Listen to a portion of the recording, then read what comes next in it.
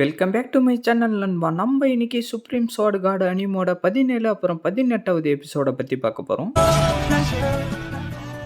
எபிசோடோடைய ஸ்டார்டிங்ல 2 பேரும் நடந்து வந்துகிட்டு இருக்க, ஹீரோ திடீர்னு அந்த இடத்துல நின்னுகிட்டு அந்த மரத்தையே பார்த்துக்கிட்டு இருக்கான். பிரதர்ஸு ஏற்கனவே மதியத்துக்கு மேல ஆயிடுச்சு, இதுக்கு மேல உங்களுக்கு என்னால ஹெல்ப் பண்ண முடியாது, நான் வீட்டுக்கு போக வேண்டிய நேரம் வந்துருச்சுன்னு வெள்ளை ட்ரெஸ்காரன் சொல்லிட்டு இருக்கேன். வீட்டுக்கு போறதுக்கு ஒரு காரணம் சொல்லிட்டு இருக்கியா, சரி அதெல்லாம் விட, நீ வீட்டுக்கு போகணுமா, கிளம்புடான்னு ஹீரோ சொல்லவும் பாயின்னு சொல்லிட்டு வெள்ளை ட்ரெஸ்காரன் அந்த இடத்துல இருந்து கிளம்ப, திடீர்னு என்ன யோசிச்சான்னு தெரியல. பிரதர்ஸு எனக்கு உண்மையில பயன்றதுலாம் இல்ல, ஆனா இதை பாக்குறப்பதான் எனக்கு ஏதோ ஒரு மாதிரி ஆகுது. நான் பிராக்டிஸ் பண்ணிக்கிட்டு இருக்கிற எக்ஸசைஸ் எல்லாம் இதுக்கு செட் ஆகுது போல இருக்கு, நான் உண்மையிலே பயப்படல, நான் இங்க இருந்து கிளம்புறேன்னு வெள்ளை ட்ரெஸ்காரன் சொல்லிட்டு இருக்க, ஹீரோ மண்ணு சிரிக்க ஆரம்பிச்சிடறான். பிரதர்ஸு அப்படின்னா நாளைக்கு நான் வரத்துல உங்களுக்கு எந்த ஒரு பிரச்சனையும் இல்லைல்ல, இப்பதான் பிசினஸ் ஆரம்பிச்சிருக்கோம், உனக்கு எந்த ஒரு பிரச்சனையும் இல்லைன்னா நீ நாளைக்கு வா, இல்லைன்னா நீ வீட்லயே இருடான்னு ஹீரோ சொல்லிட்டு இருக்கான். ஓகேன்னு வெள்ளை ட்ரெஸ்காரன் சொல்ல, உண்மையிலேயே நீ எனக்கு ஹெல்ப் பண்ணணும்னு நினைச்சேன்னா இந்த குவிங்லிங் சிட்டிலேயே நல்ல ஸ்வாட உருவாக்குற ஒருத்தரை கண்டுபிடிச்சுக்கிட்டு வான்னு ஹீரோ சொல்லவும், அவ்வளவுதான் விஷயமா, அது ரொம்ப ஈஸி, குவிங்லிங் சிட்டில இருக்கிற வெப்பன் ஒர்க் ஷாப் எல்லாமே எங்களுடைய ஆங் ஃபேமிலியை சேர்ந்த பிசினஸ் தான் பிரதர், இந்த விஷயத்தை என்கிட்ட விட்டுருங்க, நீங்க ஒண்ணு கவலைப்படாதீங்கன்னு வெள்ளை ட்ரெஸ்காரன் சொல்லிட்டு இருக்கான். ஓகேன்னு ஹீரோ சொல்லவும் வெள்ளை ட்ரெஸ்காரன் அந்த இடத்துல இருந்து கிளம்பிடுறான். இந்த கிணறை வேற சீல் பண்ணி வச்சிருக்கானுங்க, இதுக்கு முன்னாடி இந்த இடத்துல என்ன பிரச்சனை நடந்துச்சுன்னு தெரியல, எனக்கு எந்த ஒரு விஷயமும் ஞாபகம் வர மாட்டேங்குது, என்னுடைய பாஸ்ட் லைஃப்ல இருந்ததை விட இந்த இடம் ரொம்ப டிஃப்ரெண்டா தான் இருக்கு, இந்த இடத்துல என்னதான் நடந்துச்சுன்னு ஒண்ணு எனக்கு புரியலன்னு ஹீரோ சொல்லிக்கிட்டு இருக்கான். சீனை கட் பண்ண ஒருத்தன் வந்துட்டு, அப்பா அந்த பைத்தியரசும் நம்ம மெடிசன் ஹவுஸோடைய பிசினஸ் எல்லாத்தையும் அவன் எடுத்துக்கிட்டானா, அது மட்டும் இல்லாம நம்மளுடைய ஆளுங்களையும் அவன் அடிச்சு வெளியில துரத்தி இருக்கான், அவனை நம்ம சும்மா விடக்கூடாதுன்னு அவன் சொல்லிக்கிட்டு இருக்க, மகனே நீ ஒன்னும் கவலைப்படாத, ஒரு தவளை மேல எகுறதுன்னா கண்டிப்பா அது திருப்பி கீழே வந்துதான் ஆகணும், அந்த தவளை மாதிரி தான் இவனும், இவனை நீ ஒண்ணு கண்டுக்காதரான்னு அவரு சொல்லிட்டு இருக்காரு. ஆனா அப்பா நான் அவன் சொல்லவும்,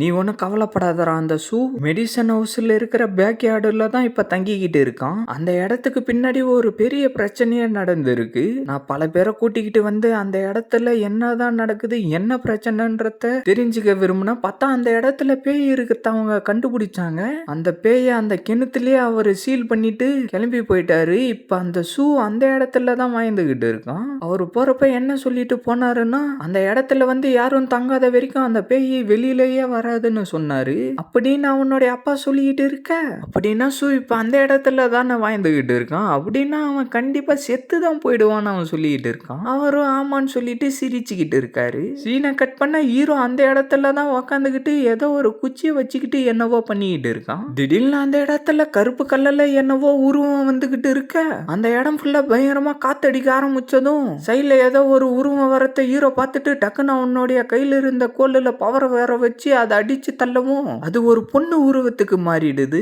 ஒரே அடிதான் அடிச்சான், அதுக்கே இந்த பேயால நிக்க முடியல, இந்த பேய் ரொம்ப வேஸ்ட் போல இருக்குன்னு ஹீரோ சொல்லிக்கிட்டு இருக்க, அந்த பொண்ணுடைய ஸ்பிரிட் டக்குன்னு ஹீரோவை அடிக்க வரவும் ஹீரோ திருப்பி அவனுடைய பவர் அனுப்பி அந்த பேயை அடிக்க, அந்த பொண்ணு வலி தாங்க முடியாம கத்திக்கிட்டு இருக்கா, திருப்பி ஹீரோ அவனுடைய பவர் அனுப்பி அந்த பொண்ணு அடிச்சுக்கிட்டே இருக்கான், அந்த பொண்ணுடைய ஸ்பிரிட்டும் வலி தாங்க முடியாம கத்திக்கிட்டே இருக்க, ஹீரோ திருப்பி அந்த குச்சியை யூஸ் பண்ணி அவனை சுத்தி பவரை வர வச்சுக்கிட்டு இருந்து, அவனை சுத்தி வேகமா வர வச்சுக்கிட்டு இருந்து பவர் எல்லாத்தையும் அவ சைடு அனுப்பி அடிச்சுக்கிட்டே இருக்க, அந்த பொண்ணுடைய ஸ்பிரிட் பவரும் வலி தாங்க முடியாம கத்திக்கிட்டே இருந்து கீழே வந்து விழுந்துருது. என்ன மன்னிச்சிருங்க, நான் ஒன்னும் உங்களை கொல்றதுக்காக இந்த இடத்துக்கு வரல, எனக்கு ஹெல்ப் பண்றதுக்கு யாருமே இல்லைன்னு சொல்லிட்டு அந்த பொண்ணு ஃபீல் பண்ணிக்கிட்டு இருக்கா. அப்படின்னா நீ வெறும் லோ லெவல் கோஸ்ட் தானா, நான் உன்கிட்ட ஒரு விஷயம் கேட்பேன், அதுக்கு போய் சொல்லாம உண்மையை மட்டும் சொல்லணும், நீ போய் சொல்றன்னு எனக்கு தெரிஞ்சிச்சுன்னா நான் உன்னை சும்மா விட மாட்டேன் ஹீரோ சொல்ல, நான் போய் சொல்ல மாட்டேன்னு அவ சொல்றா, நீ இந்த மரத்திலேயே தானே ஒரு வருஷமா வாழ்ந்துகிட்டு இருக்கன்னு ஹீரோ கேட்கவும், ஆமா சார் நீங்க சொல்றது உண்மைதான் அந்த பொண்ணு சொல்றா,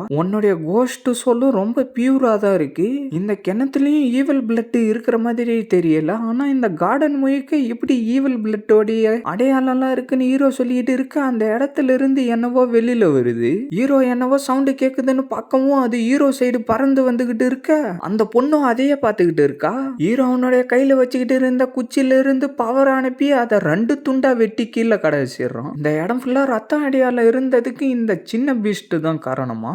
இதை யாரு கண்ட்ரோல் பண்ணியிருப்பாங்கன்னு தெரியலேன்னு ஹீரோ சொல்லிட்டு இருக்க. அந்த பொண்ணு அமைதியாவே இருக்கா. சொல்லு, இந்த யாரு கண்ட்ரோல் பண்ணிக்கிட்டு இருக்காங்க, இதை யாரு தான் செய்யறாங்கன்றத என்கிட்ட சொல்லுன்னு ஹீரோ சொல்லவும், இதுன்னு அந்த பொண்ணு சொல்லிக்கிட்டு இருக்கிறப்பவே அந்த கிணத்தோடைய சீல் உடைச்சுக்கிட்டு அதுக்குள்ளார இருந்து என்னவோ கருப்பு கல்லுல புகையா அந்த இடம் ஃபுல்லா வந்துகிட்டு இருக்கு. பார்த்தா அந்த புகையை நடுவுல அந்த சின்ன பீஸ்டிங் எல்லாம் தப்பிச்சு வெளியில போறதை ஹீரோ பாத்துறான். என்னதுன்னு சொல்லிட்டு அந்த பொண்ணு கொஞ்சம் ஆச்சரியமா அதை பார்த்துக்கிட்டு இருக்கா. பார்த்தா அந்த சின்ன பீஸ்டிங் எல்லாம் டக்குன்னு ஹீரோவை அடிக்க வரவும் ஹீரோ அதுல இருந்து நகர்ந்து தப்பிச்சிடறான். திருப்பி இன்னொன்னு அடிக்க வர ஹீரோ அவனுடைய பவர் அனுப்பி அதை 2 துண்டா வெட்டிடுறான். பார்த்தா திருப்பி அந்த கருப்பு கலர் பக்கம் ஹீரோக்கு பின்னாடி வரவும் ஹீரோ டக்குன்னு எகிரி அவனுடைய பவர் மொத்தத்தையும் வெளியில அனுப்பவும் அந்த சின்ன பீஸ்டிங் எல்லாம் போய் கீழே விழுந்துகிட்டு இருந்து செத்து போயிடுதுங்க. ஹீரோவும் அப்படியே வந்து அந்த சேர்ல உக்காந்துக்கிட்டு, உனக்கு நான் ஒரே வாய்ப்பு தான் கொடுக்குறேன், உன்னுடைய பாஸ்ட் லைஃபை பத்தி சொல்லு, உனக்கு தெரிஞ்ச விஷயத்த எல்லாத்தையும் என்கிட்ட சொல்லு, நீ சொல்றதுக்கு எனக்கு ஓகேன்னு தோணுச்சுன்னா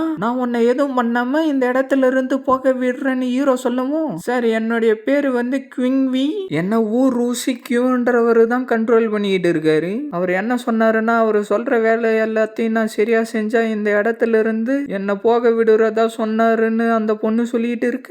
என்னது ஊர் ரூசி கியூவா? உன்ன மாதிரி எதுக்கும் யூஸ் ஆகாத கோஷ்ட எதுக்காக அவன் இன்னும் வச்சுக்கிட்டு இருக்கான்னு ஹீரோ கேட்க, அவர் என்கிட்ட என்ன சொன்னாருன்னா, இந்த இடத்துக்கு யாருன்னா வந்தாங்கன்னா அவங்கள பயமுறுத்தி துரத்த சொன்னாரு. அதுக்கப்புறமா அந்த கோஷ்ட் பூச்சிங்க எல்லாம் வெளியில வந்து அவங்களுடைய உடம்பு மொத்தத்தையும் சாப்பிட்டு அவங்களுடைய சக்தியை அதிகரிக்க முடியும்னு சொன்னாருன்னு அந்த பொண்ணு சொல்லிட்டு இருக்க. இதுங்க எல்லாம் 100க்கு மேல இருக்கு.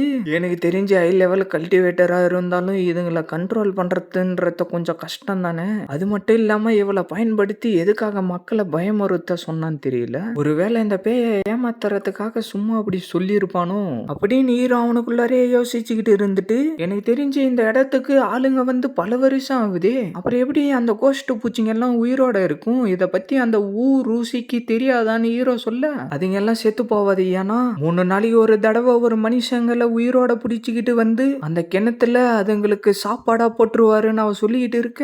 எனக்கு புரியுது, அவனுக்கு அமைதியான ஒரு இடம் வேணும், அப்பதானே இந்த இடத்துல நடக்கிற விஷயம் எல்லாம் வெளியில தெரிய வராது.